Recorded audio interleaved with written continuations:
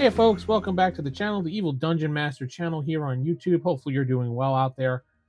I know I am. Don't forget to head over to my website, theevildm.com. You can check out what I'm doing and everything like that. Um, let's see, ask the DM at theevildm.com is my website, my email address. Patreon.com/theevildm is where you can support me. Okay, now that we got that all out of the way, like, comment, subscribe, you know the deal. Today we're going to be talking about, well, I was talking about last week and Monday, Land of the Damned parts 1 and 2, which I thought were really cool for running a horrific or horror based or just one that is an impossible situation for players to go through, and their characters would have a struggle time. And any good GM or evil GM would probably like that, or evil DM would love that setting, and I do like that setting. But some people had asked me what I do about monsters. So what I'm going to talk about today is one of the books that I have, and I have the original cover one, Monsters and Animals. Get that on the screen for you. Monsters and Animals. This is the original cover book for. They made one up for second edition as well as revised for 1E. This is one of the most important books of Palladium Fantasy they ever put out, and for a long time it was badly needed. If you run Fantasy Second Edition like I do, or First Edition, this book will fill those gaps fast of the monsters that you need. You have races, you have magic, and you have rules. What you do not have is a living world. That is what this book kind of fixes when it comes to second edition Palladium Fantasy. Monsters and Animals is not just a bestiary, it's more of an infrastructure for you. The first thing the book does right is scale. Not everything is a world ending threat. Not everything is meant to fight to the death.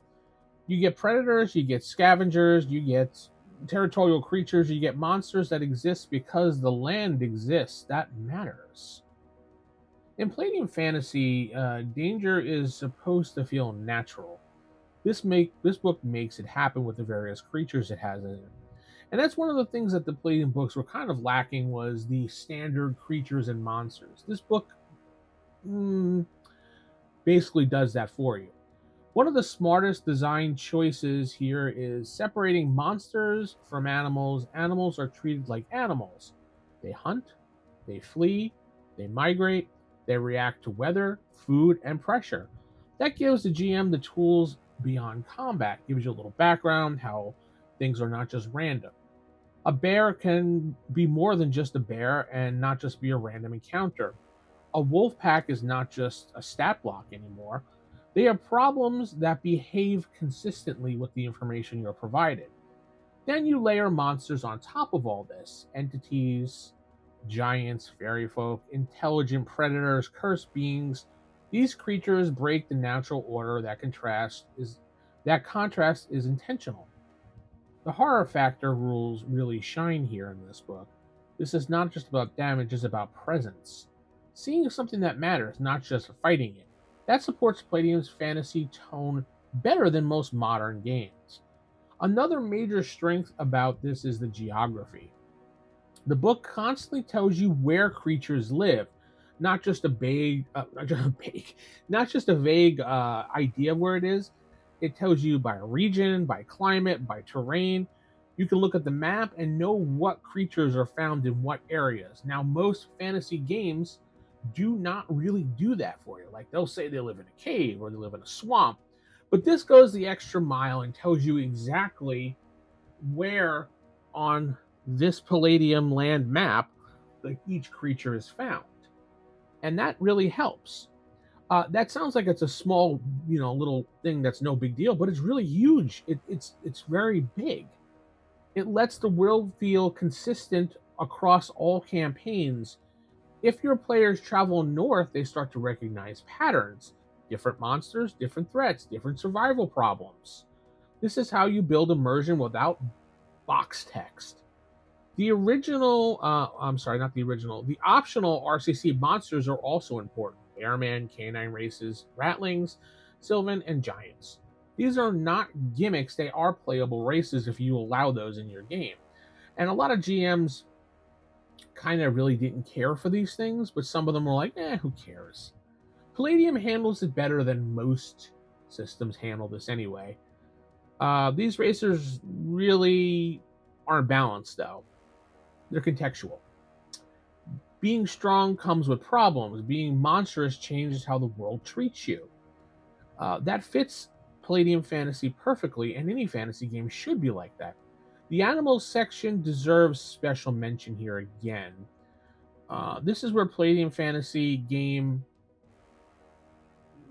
doesn't cut corners. Like I said, it really dives deep into it. Most of them cut corners on animals and give you like a bear. Ooh, bear in the woods, yay. Palladium gets into some real animal details, stats that make sense, uses beyond combat. Horses matter, dogs matter, wildlife shape, travel, and trade. That grounds the setting.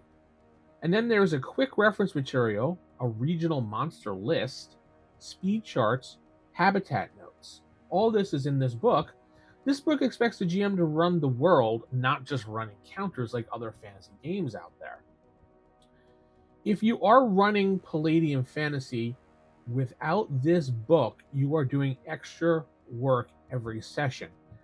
You are inventing what this book has already solved for you, and I highly suggest you pick this up. It makes the world more dangerous, alive, and consistent when it comes to all these different creatures and monsters. This is not a flashy book the way it was made. It still has its 90s written. This one, in fact, has the original typeset in it, as you can see. The original one, and it has the original drawings in it, and has a lot of good detail as far as features are concerned. I'm trying to find the actual map. I try not to use this book too often because it's the original one, and I want to keep it in good condition, so I use the revised one, which is the crap beat out of it at this point. But I mean, look at the artwork. I mean, for example, beautiful artwork there. There's the. I really enjoy the black and white line art like that. So this is a good book to pick up, and a lot of people wanted this book. Now, they didn't actually do anything else as far as, if I recall, of just a monsters book like this. They did do a bestiary book for riffs, which you can import into Palladium Fantasy Second Edition. And if you want me to talk a little bit about that book, I could do an overview of that book and tell you how it's possibly used. So if you want your Palladium Fantasy campaigns to feel like a place instead of a series of fights, this book will definitely earn a spot on your DM nightstand, so to speak. It's a lot of fun to read. The later edition of books add more information. This just had some basic information in it, but still more than you saw in Dungeons and Dragons or any other fantasy game for that matter. It's a book that I would definitely use for common creatures. Now, Palladium Fantasy, when it comes to creatures, has a lot of issues when it comes to, well, what is the average goblin? What is the average orc? Things like that. And I did talk about those in other videos in Railguns and Dragons series in the past. Palladium assumes that when you're making these creatures, you're tailoring them to what your adventure needs. It doesn't give you basic stat blocks like other games do. Now, sure, for some creatures and animals and monsters, they do, but you won't find like average things like goblins and things like that with an average stat block, like an ogre or something, or an orc. You have to kind of design them for your campaign how you want to be fit. Now, when I run those creatures, I always design up, and I love, and this is me personally, I don't know about y'all out there, but me personally, I love to create. I love to take things that are just thrown in front of me, and basically, here are the ingredients, make something out of it. You know, make a cake, whatever you want to, make an omelet, whatever you want to call it. I enjoy that. Now, there's a lot of people out there that don't enjoy that, and there is plenty of fan websites out there that actually give you general statistics of stat blocks of creatures. I try not to use that because I like to tailor like goblins and orcs and things like that, because maybe they one day, you know, in the beginning of the campaign, I want them to be really weak, but maybe later on in the campaign, they could be more of a threat, so I can amp them up with more bonuses to hit, a better armor resistance, things like that.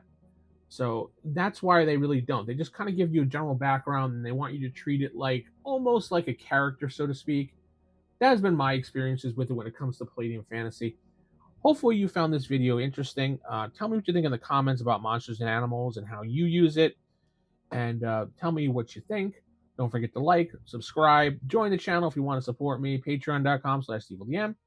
With that said, I'm going to head out. Keep it original, keep it old school. Good night, and God bless everybody.